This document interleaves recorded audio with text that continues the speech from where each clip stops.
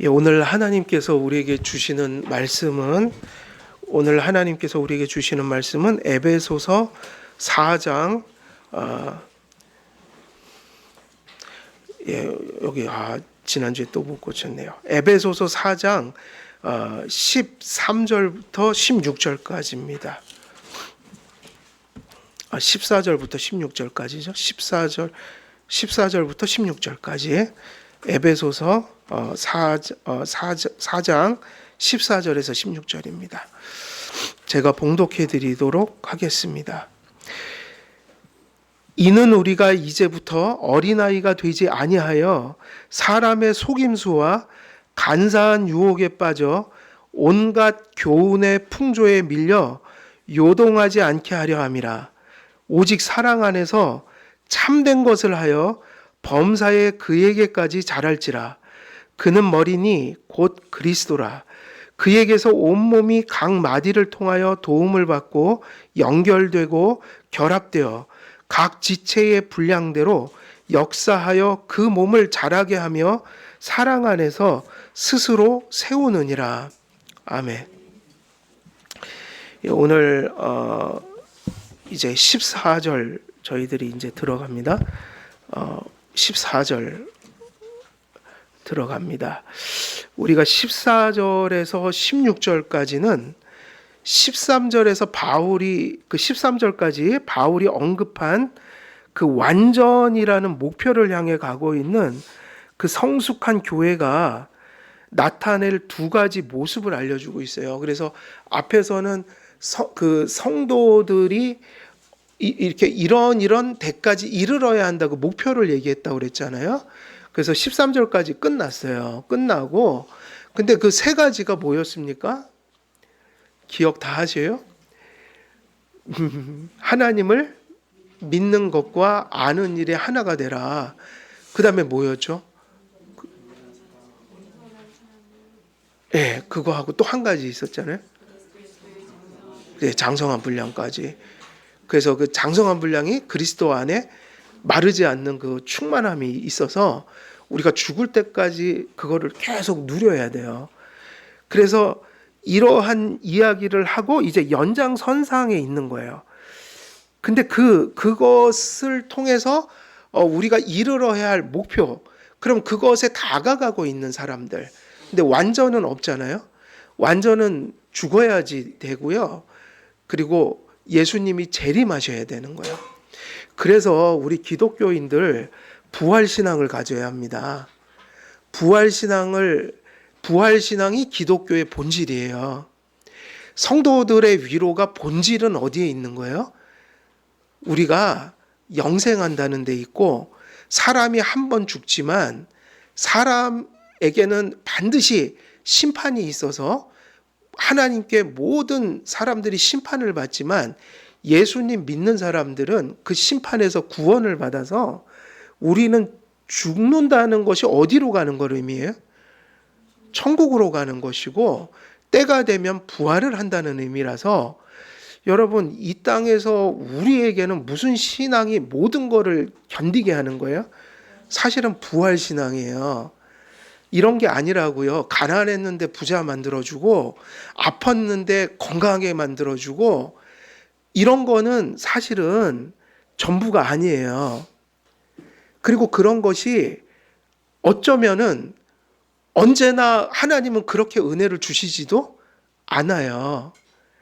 하나님은 우리에게 끝없이 자비로운 손길을 베푸시지만 하나님의 뜻 안에서는 오히려 고난이 유익이 될 때도 있어서 그거를 허락하실 때도 있고, 그리고 인간이 아무리 병났고 아무리 기도하다가 뭐 회복된다 해도 결국 인생은 병들어가는 거예요.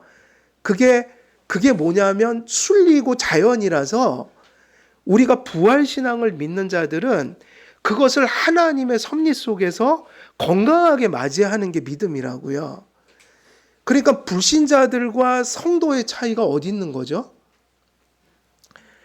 불신자들도 아파요. 우리도 아파요. 불신자들도 죽어요. 우리도 죽어요, 안 죽어요? 이게 엑시옴이에요. 엑시옴이 뭡니까? 엑시옴은 공리예요. 뒤바꿀 수가 없어요.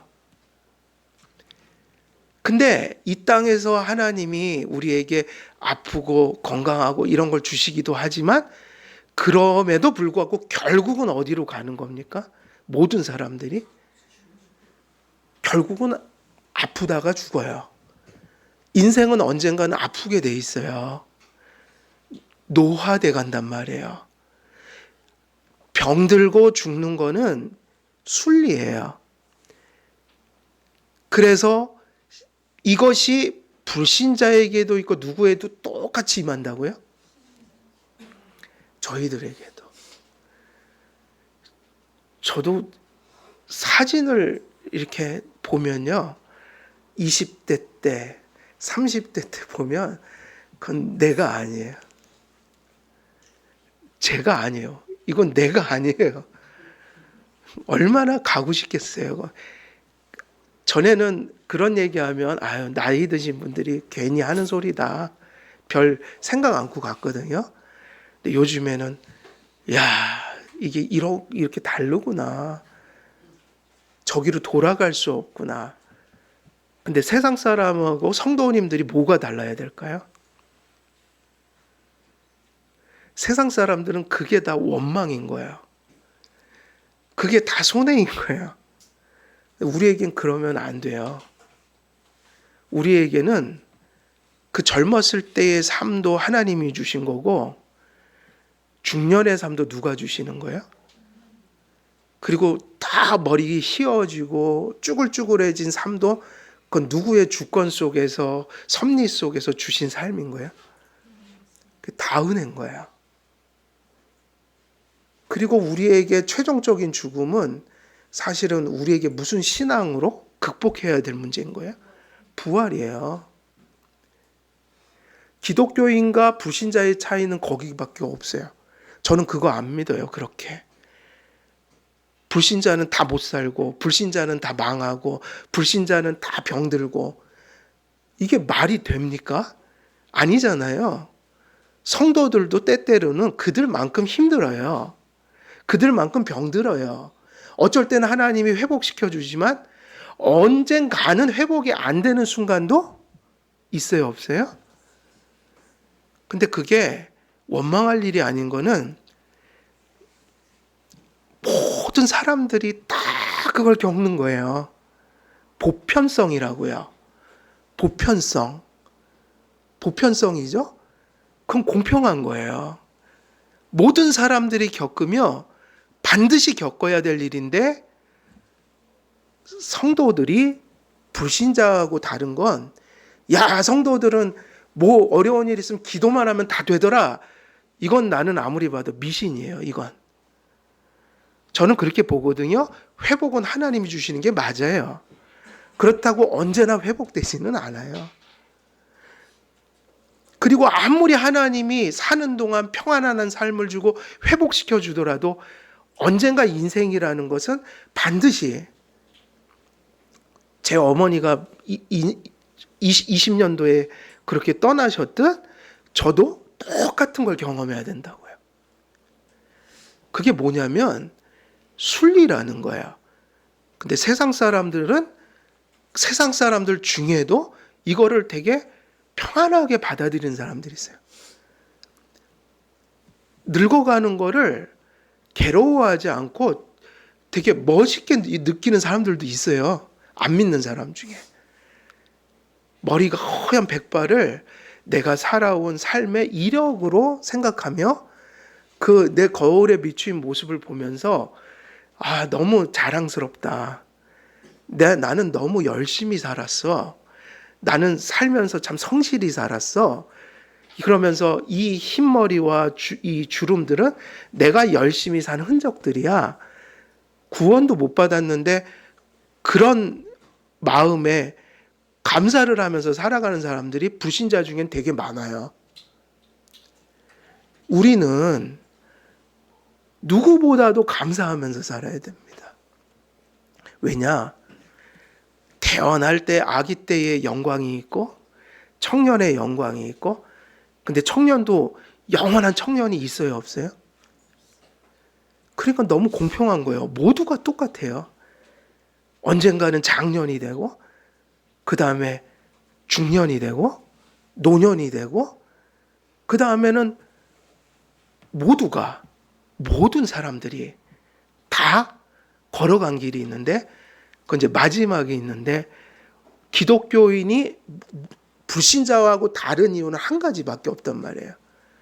그것을 하나님의 섭리로 받아들이고 그 순간순간마다 그거를 부정적으로 여기는 게 아니라 하나님이 주신 때로서 또 중년의 삶을 살아야 될 땐 중년으로서 살아가고 노년의 때는 또 노년에 맞는 삶을 살아가고, 그러니까 하나님이 모든 세대 속에 적절히 우리가 해야 될, 우리가 늘 그 출애굽기에서 얘기한 소명이 모든 세대 속에 있다는 거예요. 그래서 심지어는 죽음도 우리에게는 비참함이 아닌 거예요. 왜냐하면 이제 주님 만나러 가는 날이거든요. 그날이 사실은 모든 것을 끝내는 날이에요. 지상의 그 짐을 푸는 날이에요. 그 떠나는 사람은 기뻐해야 돼요. 이제 모든 짐을 다 벗는다 날. 야, 이 땅에선 눈물을 흘리면서 사는데 이때 정말 내 눈물 닦아주는, 주님이 눈물 닦아주는 날이 이제 다 됐다. 이제는 너무 지쳤다. 내가 이제 사는 게 너무 괴로웠는데 이제는 좀 쉬게 됐다. 이런 게 죽음이라고요, 성도한테. 그래서 불신자와 성도의 차이가 뭐냐면 죽음을 어떻게 해석하고 어떻게 맞이하느냐. 우리는 무슨 신앙으로 맞이해요? 부활신앙이요.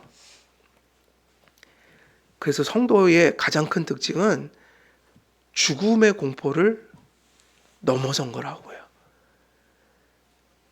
보통 다 조용히 편안하게 다 떠나지만 초대교회 때는 다 핍박받고 그 고통받고 순교당하면서 죽었잖아요. 근데 그들에게 평안이 있었나요? 없었나요? 이 얘기예요. 고통도 있었고 그 사람들이 뭐 사람이 아니에요? 다 죽음 앞에서 두렵죠. 근데 그들에겐 기독교적 평안이란 건 그런 거예요. 인간이기 때문에 다 괴로울 수도 있고 두려울 수도 있고 다 그 순간에는 고통스럽지만 고통 중에도 임하는 평안이 있다고요. 그래서 그 말씀을 드리는 거예요. 아플 때도 있고 건강할 때도 있고 또 사는 동안은 우리가 하나님 뜻이면 하나님이 또 회복시켜 주시겠어요? 안 주시겠어요? 그게 무엇이든. 그죠? 그러니까 우리가 사는 거지만 우리는 단지 뭐를 딱 아프다가 나서 뭐 어렵다가 회복돼 이래서 그걸 다 은혜라고 보지는 않는 거예요. 그렇게 되면 기독교적인 은혜관이 다 끝장나 버려요. 왜냐하면 세상 사람 겪는 걸 성도들도 다 겪거든요. 근데 그 겪는 걸 누구와 함께 겪는다는 거예요? 그리고 그 겪을 때 누가 세상 사람들하고는 달리 그것이 없는 게 아니라 그걸 극복할 힘을 누가 주신다는 거예요? 그것 때문에 은혜라고 부르는 거지. 예수님 믿으면 만사형통한다는 의미가 아니에요. 막 저도 정신없었어요. 몇 년 동안. 어머님 그리고 아버지가 또 갑자기 위암 때문에 2번이나 시술하고 2번 시술하고 1번 또 잘라내시고 우리 아버님도 참 잘 견디시는 거예요. 그걸 견디시더라고요. 지금 보면 요즘에는 몸이 좋아지셨어요. 오히려. 그리고 또 갑자기 집사람 또 누나 그때 아프다고 그래갖고 또 깜짝 놀래갖고 그러는데 그거를 피해 갈 수가 없어요. 벌써 2020년도부터 저는 하나님 제발 좀 그만 이제 조금 좀 안 아프게 해주세요. 우리 부모님만은. 제가 아픈 건 괜찮은데 좀 안 아프게 해주세요. 근데 뭐 안 아프세요? 또 아프시더만요. 근데 극복할 수 있는 힘을 주시는 거예요. 그리고 하나님 뜻이면 우리가 아직 할 일이 남았다면 늘 말씀드리지만 너무 두려워하지 마세요.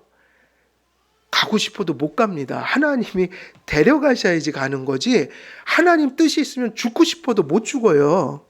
무슨 얘기인지 아시겠어요?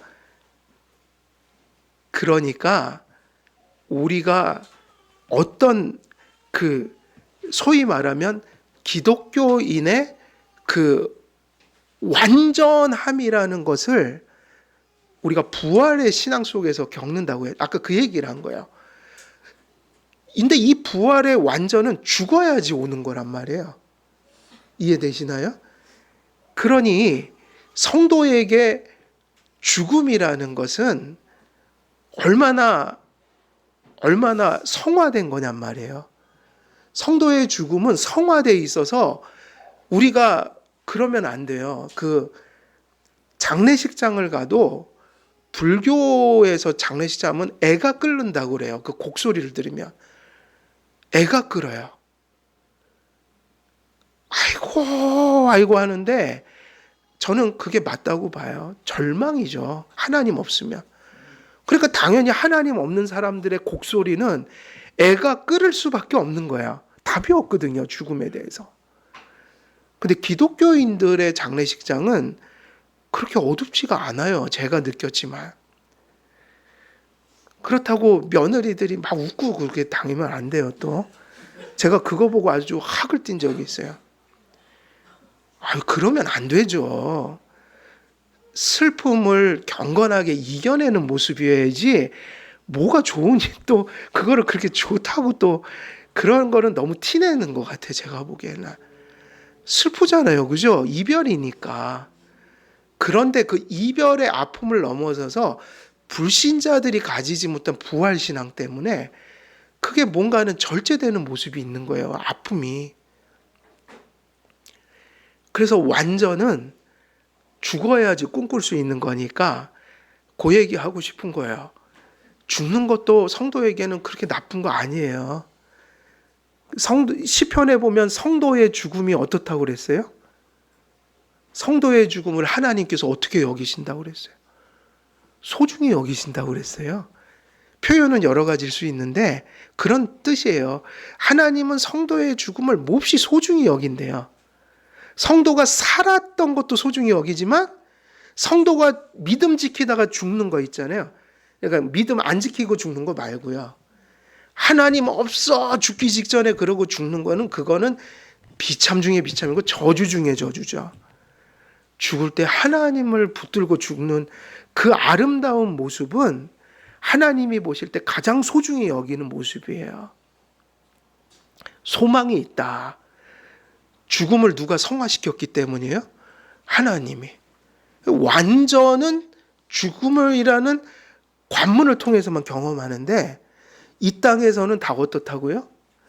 그래서 이 땅에서 완전할 수가 없으니 우리가 목표에 도달한다는 게 완전한 모습은 아니더라도 그 도상을 향해 가는 실제가 있어야 된다, 없어야 된다? 있어야 된다. 여기서 부활의 증거는 뭘까요? 이 땅에서 부활의 증거는. 여기서 부활체를 가질 수는 없잖아요. 여기서 부활의 씨는 뭐일까요? 거듭남이죠. 여기서 거듭난 삶을 보여줘야죠. 불신자하고 똑같이 살면 거듭나지 못한 거죠. 적어도 그 사람 안에 연약하더라도 믿음의 실제가 있어야 되고 회개의 실제가 있어야 되고 하나님께 순종하는 실제가 있어야죠. 그 보잘것없는 믿음, 회개, 순종이 그게 부활이에요. 나중에는. 그러니까 완전한 것은 아니더라도 이 땅에서 나타내야 될 게 존재한다. 여러분들은 이 교회 안에서 설교 들을 때만 하나님을 생각하면 안 되고요. 진짜 어디 가서 하나님 생각하면서 살아야 될까요? 회사에서, 일터에서, 학생들은 학교에서, 가정주부들은 아이들 돌보고 집안 일을 돌보면서 거기서 설교 이 현장에서 들은 말씀이 거기서 자꾸 살아나야 돼요. 아니 교회 예배당에서 오늘 여기 와서 그렇게 회개할 일이 뭐 가슴속엔 있어도 외적으로는 그렇게 많지 않을 거 아니에요? 교회에서는. 죄 짓는 곳은 거기라고요. 하나님보다 다른 걸 더 높이면서 사는 게 지금 우리가 딱 교회를 딱 벗어나면 그 순간부터 이제 거기서부터 우상들이 막 있어요. 세상의 소리가 들려오고 현실의 그 직면에서 거기서부터 막 타협이죠. 예. 거기서부터 막 타협인 거예요. 사회생활하면서 먹고 살아야 되니까 뭐 어떡하겠어 이러면서 다 내놓는 거 있죠. 그 어디 가서 죄를 짓는 거예요? 물론 여기서도 마음으로 죄를 지을 수 있지만 그래도 주일날은 보통 그래도 제일 아름다운 모습으로 우리가 이렇게 있는 거야. 근데 딱 돌아가면 뭐 우리들의 모습이 흐트러지기 시작하거든요. 근데 진짜는 어디 가서 그 말씀을 기억해야 될까요? 삶의 그 바로 그 현장의 한가운데서 말씀을 잡고 버둥거리면서 사셔야 돼요. 그게 진짜 믿음이지 교회에서는 너무 좋은 환경이라 여기선 그렇게 티를 안 내죠. 우리 죄악된 마음을. 여기는 얼마 조심해요. 저도 얼마 조심하는데요. 이 성도님들 앞에서 이러면 안 되지 이러고. 근데 딱 나가서는 이제 무장해제야 되는 거예요. 어디서 하나님 앞에 살아야 되면 거기서 그 목표를 향해서 가야 되죠. 그래서 완전한 모습은 아닐지라도 우리는 매우 연약하고 부족한 모습이지만 용서 안에서 끝없이 그 목표를 향해서 살아가는 실제를 이 땅에서 보여줘야 한다. 그 실제가 있어야 한다. 그럼 이 정도가 되면은 다시 회개해야 되는 거예요. 교회에서는 어느 정도 성도 같은데 내가 직장 가고 가정으로 돌아가고 이렇게 가면은 내가 나를 봐도 하나님 생각도 안 나고 이거는 뭐 세상 사람하고 다를 바가 없다 내가. 이러면요. 그분은 거듭나야 해요. 그게 전혀 없다면. 어떻게 거듭났고 회심했는데 회심의 뜻이 그거니까요. 회심의 뜻이 뭐예요? 믿음과 회개가 있다는 얘기거든요. 근데 내가 밖에서 살아갈 때는 전혀 딴 사람으로 살아간다. 나 회사 가면 하나님 믿지도 않아 난. 내가 이게 교회 밖으로 딱 나가면 무슨 죄를 져도 회개도 안 돼. 이러면 이것은 거듭나야 돼요. 그게 무슨 얘기냐면 시작을 다시 출발점부터 다시 해야 한다. 거듭난 성도들은 이제 이렇게 살면 되죠. 아니야. 그래도 난 연약하지만 그래도 난 믿어. 나에게 회개의 실제가 있어. 그렇지만 나 연약한 거 알아. 그러면 뭐 하면 돼요? 성화의 회개를 열심히 하면 되죠. 근데 그게 다른 데서 오는 게 아니라 여기서 들은 말씀을 현장까지 가져가야 된다고요. 그래서 뭐가 일어나는 거예요. 그래서 그 목표 하면 이제 13절부터는 이제 무슨 얘기를 하냐면 13절에서 그 목표를 끝내고 불완전하지만 아까 얘기했듯이 불완전하지만 부활은 저기 이제 나중에 가야 되지만 이 땅에서는 우리가 불완전하니 불완전함 속에서 용서를 받으며 목표를 향해 가는 실제가 존재해야 한다고 할 때 두 가지 모습으로 나타난다. 그럼 14절은 뭐를 나타냈냐면요. 소극적이고 부정적인 것을 극복하는 모습들. 그러니까 소극적이라는 얘기는 이런 거예요. 이 땅에서는 부정적인 게 항상 존재해요, 안 해요? 이 땅에서는 항상 부정적인 게 있다고요. 그 부정적인 것의 본질이 뭐죠? 그러니까 이런 얘기예요. 우리가 하나님을 쫓아간다고 할 때 부정적인 것이 있어서 그걸 극복해야 되는 노력. 이것이 소극적인 거란 거예요. 그런데 이제 적극적인 건 뭐냐면 부정적인 걸 이겨내는 게 아니라 부정적인 걸 이겨냈으니까 이제 더 좋은 걸 추구하는 거. 이렇게 되는 거죠. 그러니까 14절은 소극적인 그 목표를 향해 지금 살아가는 은혜의 실제가 있는 성도들에게 나타나는 두 모습을 사도 바울은 두 가지로 이렇게 구분해서 가르쳐줘요. 너희들이 그 목표를 향해서 갈 때 그 소극적인 모습으로 이해할 수 있는 어떤 진전, 그리고 성도에게 나타나는 적극적인 모습으로 나타나는 진전, 요거 두 개 다를 얘기를 했는데 14절은 무슨 얘기를 하는 거죠? 소극적. 그러니까 부정적인 것을 항상 우리는 이렇게 경계하면서 살아야 돼요. 그러니까 교회가 항상 긍정적인 얘기만 할 수가 없죠. 왜냐하면 제가 여쭙는 게 그거예요. 뭐 때문에 부정적인 것을 극복하는 걸 먼저 얘기할 수밖에 없는가? 너희가 신앙의 목표에 이르려면 이런 부정적인 것을 자꾸 헤쳐나가야 돼. 그럼 부정적인 게 도대체 어디서 오길래 여기서부터 출발할 수밖에 없냐는 거죠. 긍정적인 얘기를 먼저 안 하고 부정적인 얘기를 먼저 할 수밖에 없다는 얘기예요. 여죄가 있으니까요. 모든 사람에게 여죄가 있으니까. 교회는 결국 죄인들이 모인 사람들이니까 교회도 성도도 언제나 부정적인 것이 먼저 극복돼야 돼요. 죄가 있다는 거예요. 그리고 세상의 영향력이 어떻게 되는 거죠? 항상 세상이 항상 교회에 영향을 주죠. 제가 늘 말씀드리지만 무슨 계몽주의, 합리주의, 포스트 모더니즘, 뭐 퀴어 사상, 자유주의 사상, 뭐 이런 것, 그리고 이제 그런 철학을 넘어서서 세상 사람들이 부패한 것에서 나오는 온갖 그 사람들이 만들어 놓은 그 악한 풍속들 있죠. 그것이 언제나 어디로 이렇게 물밀처럼 이렇게 막 밀고 들어와요? 어디로요? 교회로요. 세속의 물결이 언제나 세상성이 교회를 향해 있다. 그거는 세상 사람들이 갖다 줄까요? 성도 자신들이 묻어갖고 가져올까요? 여기는 불신자가 없어요, 지금. 여기 아무 사람들이나 와서 예배드리는 곳 아니에요. 그죠? 여기 계신 분들은 교회는 성도들이 모인 곳이에요. 그래서 여기를 불신자가 와서 막 하진 않아요. 다 세속화는 기독교인들이 세속화시키는 거지. 그게 뭐냐면 세상 속에서 살아야 되는 성도들인데 하나님과 세상을 구별 못하고 살아가는, 그러니까 아무런 기준이 없이 살아가는 성도들이 세속화가 되면 그 세상의 기준을 어디로 끌고 들어오는 거예요? 교회에서 끌고 들어와서 다른 사람들을 누룩처럼 오염시킨다. 우리 보세요. 현대인들의 교회도 보면 벌써 이 예배 때마다 핸드폰 때문에 얼마나 다들 힘들어해요.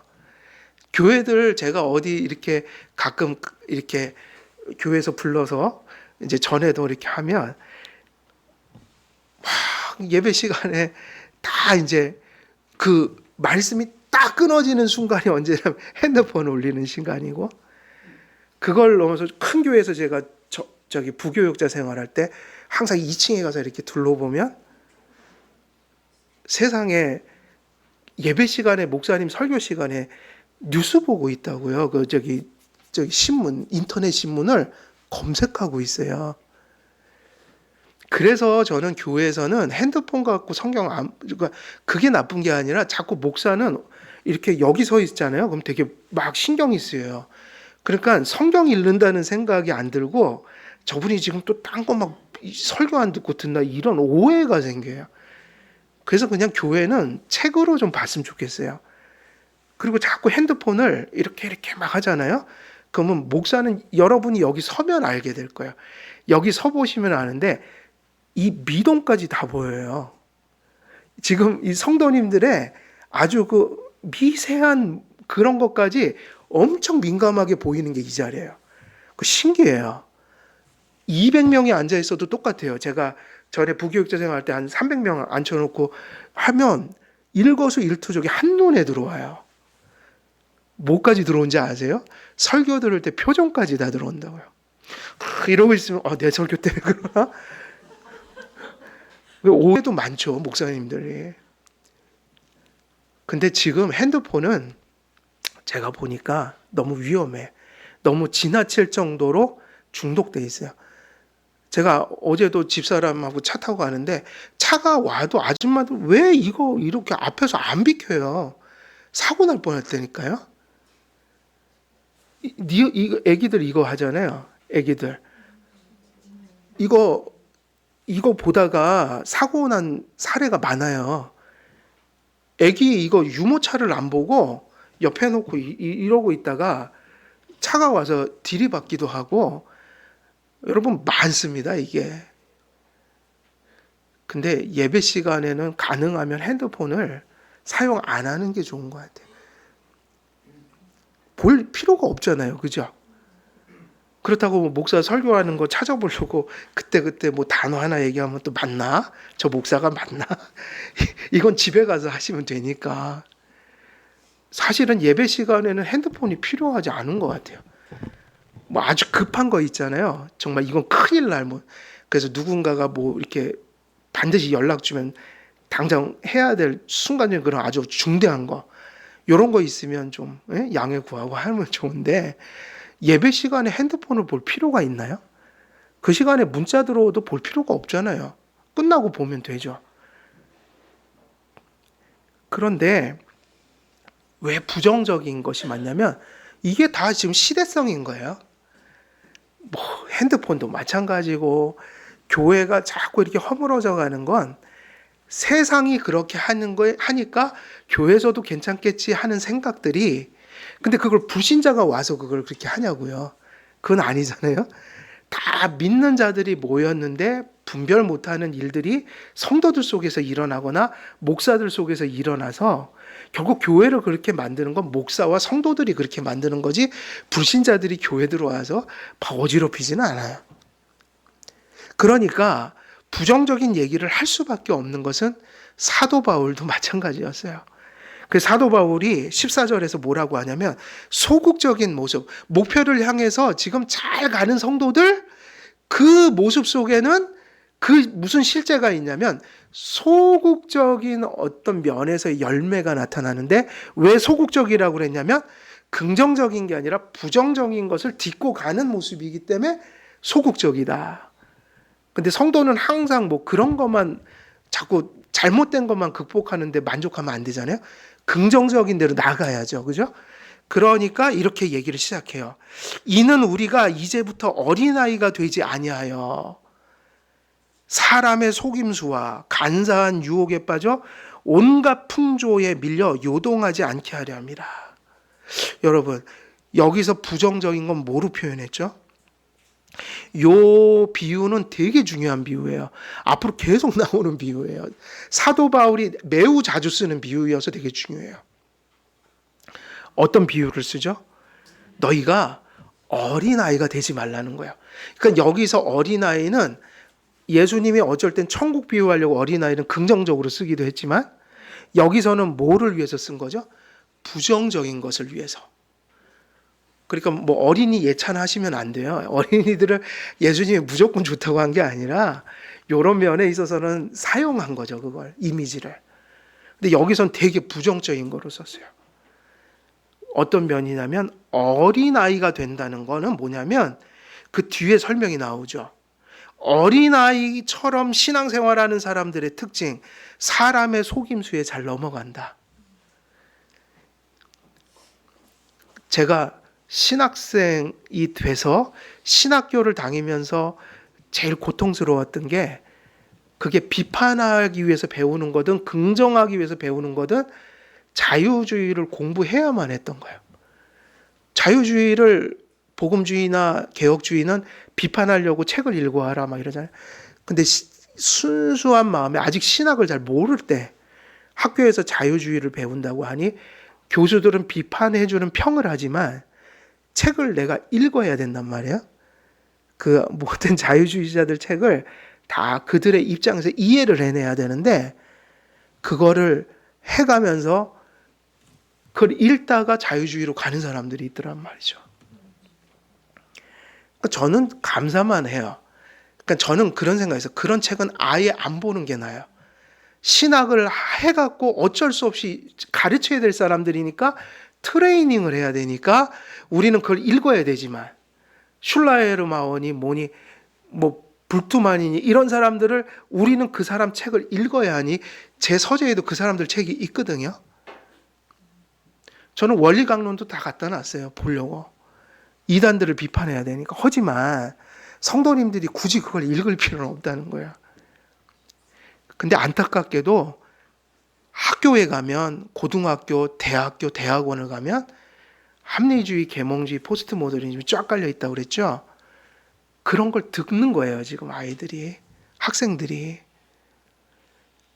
그러니 하나님 말씀에 깨어 있지 못하면 어떻게 되냐면 어린아이가 되면 이미 세상은 그게 보편 가치가 돼 있으니까 말씀으로 깨어 있지 못하면 사람의 무엇에요?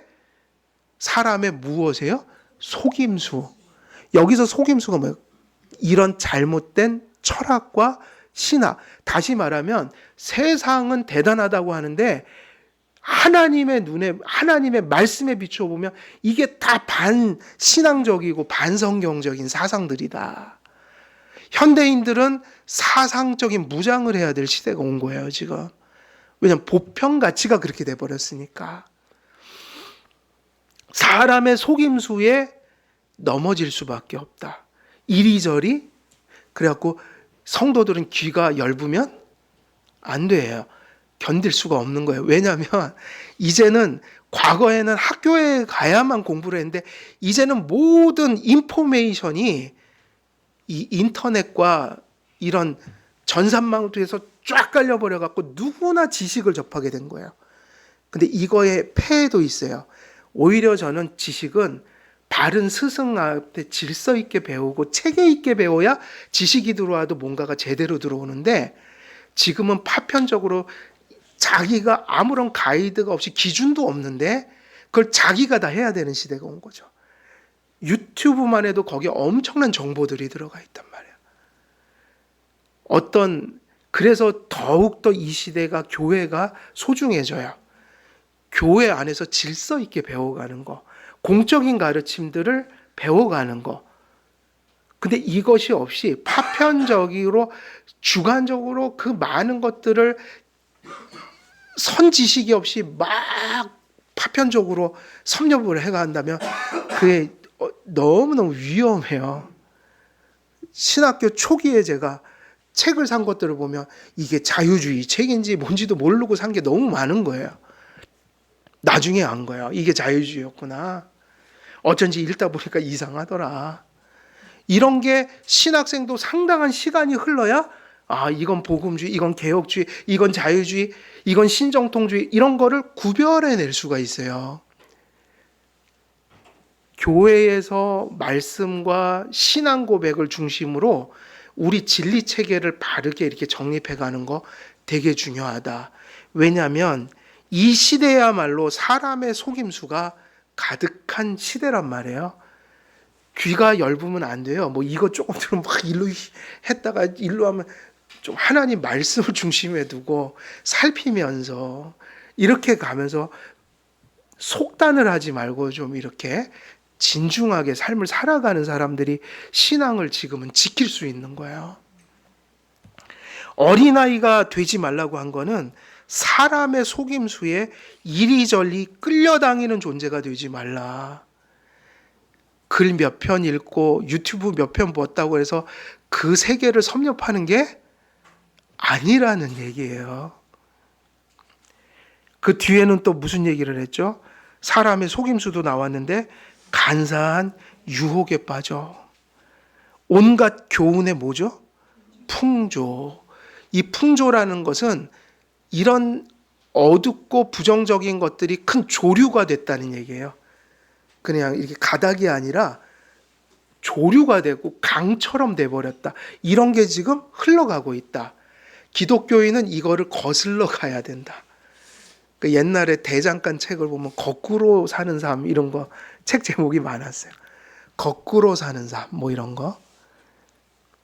그리고 이제 저는 강산의 그 연어 딱 들으면 그 사람은 뭘 생각하는 각자 지멋대로 생각하는 거 저는 하나님 생각을 하는 거예요. 강을 거꾸로 거슬러 올라가는 힘찬 연어들처럼 강을 거꾸로 거슬러 올라가야 한다.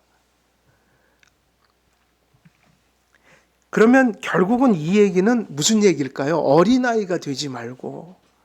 이건 무슨 얘기인 것 같아요? 어린아이가 되지 말라는 건 결국 이 얘기죠. 미성숙한 신앙에서 탈피하라. 성숙한 대로 나가라.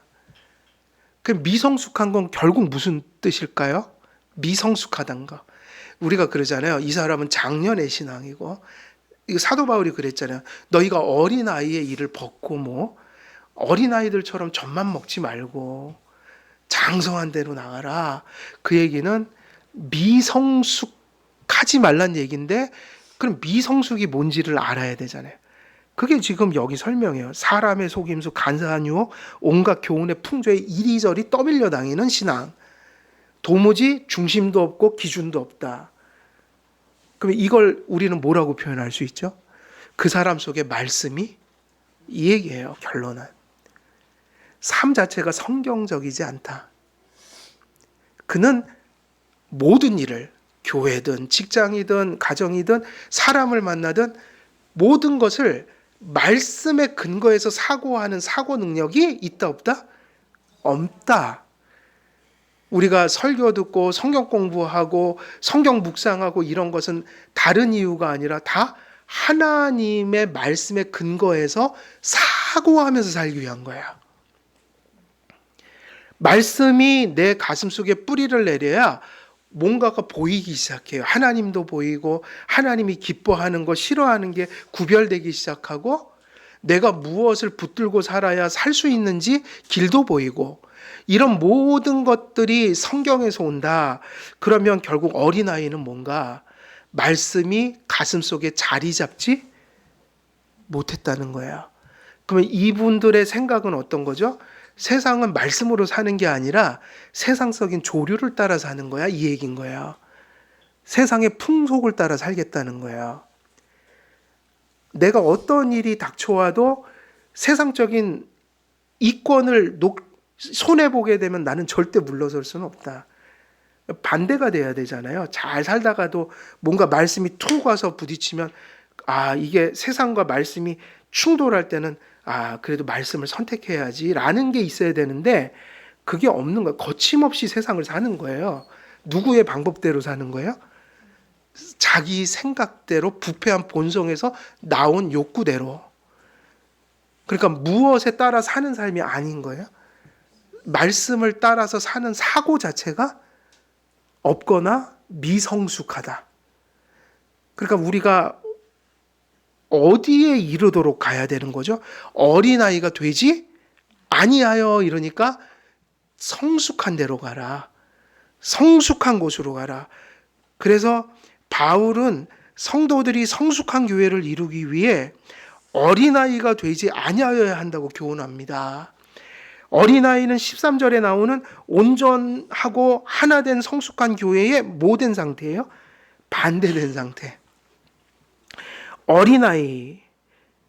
어린아이가 네피오스라는 단어인데, 이 어린아이는 뭐냐면 유아 내지 갓난아이, 그리고 특별히 뭐와 대조된 의미에서 유아와 갓난아이일까요? 성년과 대조된. 그러니까 성인은 뭐죠? 이제 완숙체잖아요. 성숙했다. 그러니까 성인을 기준으로 해서 완전히 정반대의, 그러니까 성인과 완전 반대 이미지는 뭐냐면 성인은 성숙했다, 철이 들었다, 이런 얘기예요. 그러니까 성숙했다는 얘기는 뭐냐면 단지 육체가 20살이라는 게 아니라 뭐가 들었다는 얘기예요. 예. 어른이 된다는 건 몸만 커서 되는 게 아닙니다. 이게 중요한 얘기예요. 어른은 50세, 60세가 돼도 어린아이가 있어요. 제가 보니까. 그거를 부인할 수가 없어요. 그러니까 나이는, 이거는, 이 기준은 단지 육체가 아니에요. 항상 뭐가 같이 가는 거예요? 육체도 작년에 육체를 가져야 되지만 뭐가 들어가야 되는 거죠? 철이 들어야 되는 거예요. 철. 그러니까 신앙에 있어서 어린아이라는 건 뭐냐면 작년에 반대된 의미에서 유아나 뭐죠? 유아나 갓난아이. 그러니까 한국에는 이걸 잘 표현해 주는 풍자어가 있다고요. 무슨 말이세요? 이게 똥오줌을 못 가리네, 이런 얘기를 한단 말이야. 왜냐면 아기들이 기저귀 차고 다니잖아요. 아기들이 기저귀를 차고 다닌다고요. 왜냐하면 그거를 조절할 수가 없어요, 아이들은. 그런 의미에서 똥오줌을 못 가린다는 건, 이 아이가 미성숙하다는 얘기예요. 미성숙하다. 그러니까 뭐가 되라는 얘기죠? 성경에서 성년이 되라, 성인이 되라, 장년이 되라, 철이 들라. 근데 여기서 이 어린아이는 무엇을 기준으로 한 거냐면 신앙성숙. 신앙성숙이죠. 이 단어는 비유적으로 사용되어 사람의 미성숙, 무지, 서투름을 표현하기 위해 사용됐어요. 미성숙, 무지, 서투름, 이게 다 누구의 특징이에요? 어린아이들의 특징. 영적으로 이런 미성숙에서 탈피해야 한다. 바울은 어린아이라는 단어를 통해서 교회를 이루는 지체로서 각 성도들의 영적 미성숙을 경계하는데, 이게 되게 중요하죠. 여기서 사도 바울이 이걸 경계할 때 이것이 특정한 사람에게 관련된 걸까요? 보편성일까요? 이 부정적인 모습이 보편성이라고요. 우리가 모두가 죄성이 있어서 모든 사람에게 미성숙이 있어요, 없어요? 그러니까 엄밀히 따지면 이렇게 가는 거예요. 여기서 너희들이 자라가라 할 때 죽기 전까지는 이 자라감이 멈춰도 되는 사람이 존재해요, 안 해요? 없단 말이에요. 모든 사람에게 자라가라고 사도 바울은 진행형으로 얘기를 하고 있으니, 우리는 언제나 모든 사람이 결여와 결핍을 가지고 있다는 얘기예요, 안 가지고 있다는 얘기예요? 예, 그래서 성도들은 숨쉬고 사는 동안 끊임없이 자라가야 되는 거예요. 그러니까 우리 속에는 언제든지 이 미성숙함이 발현될 수 있는 위험을 다 가지고 있는 거예요.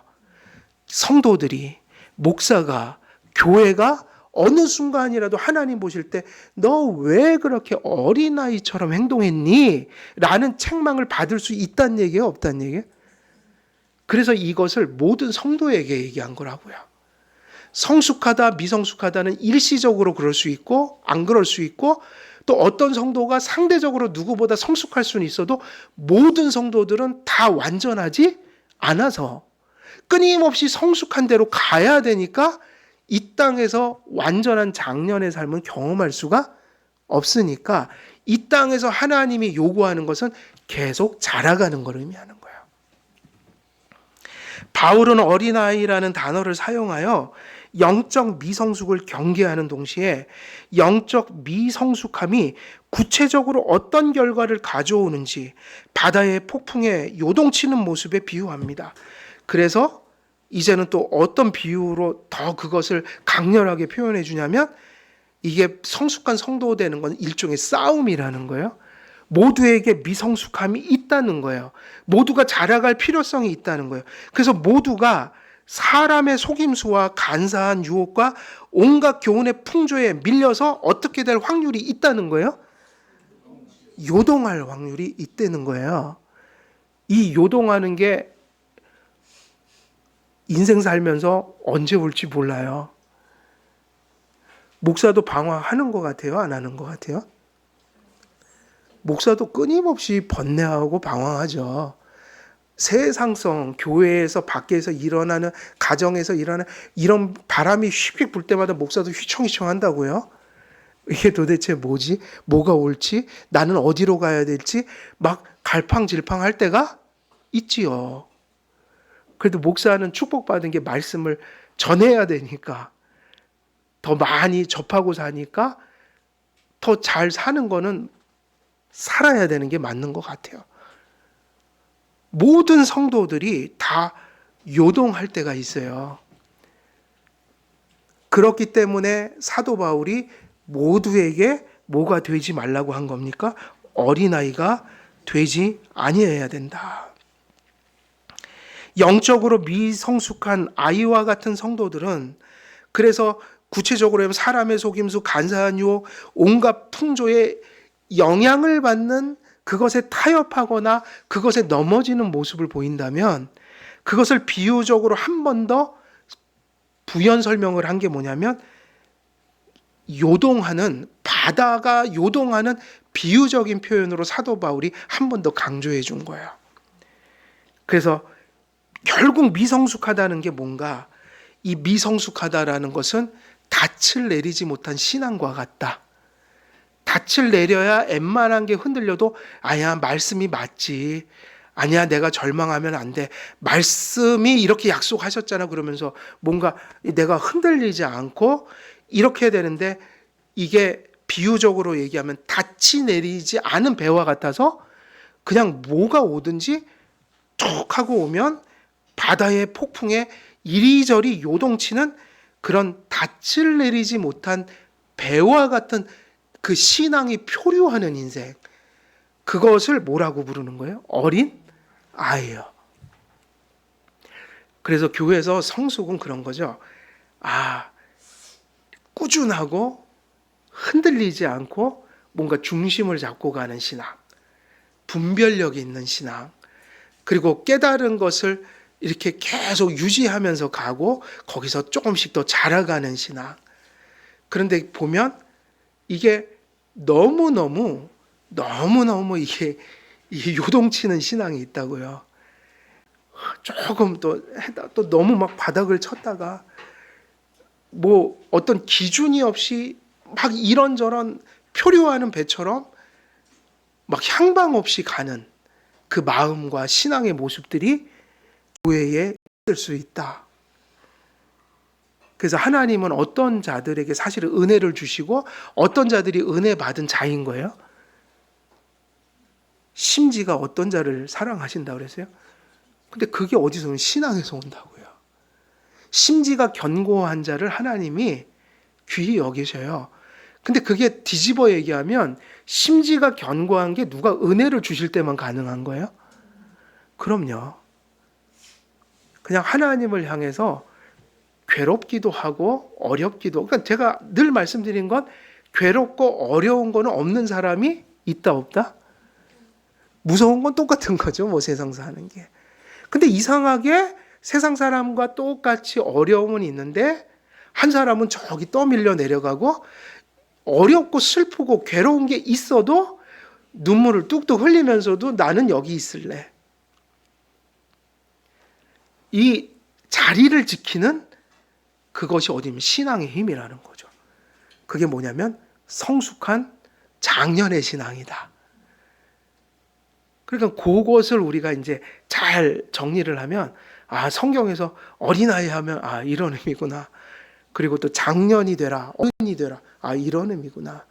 오늘 사도 바울은 성숙과 미성숙을 얘기하고 있고, 성도들은 상대적으로 계속 성숙한 성도로 가야 하지만 절대적인 의미에서 보면 아무도 완전한 성숙에 이를 수 없으니 모든 성도는 언제나 이런 부정적인 세파에 흔들릴 수 있으니, 그래서 은혜의 수단을 붙들고, 그래서 교회가 예배를 드리든 교제를 하든 늘 무슨 교제를 해야 돼요?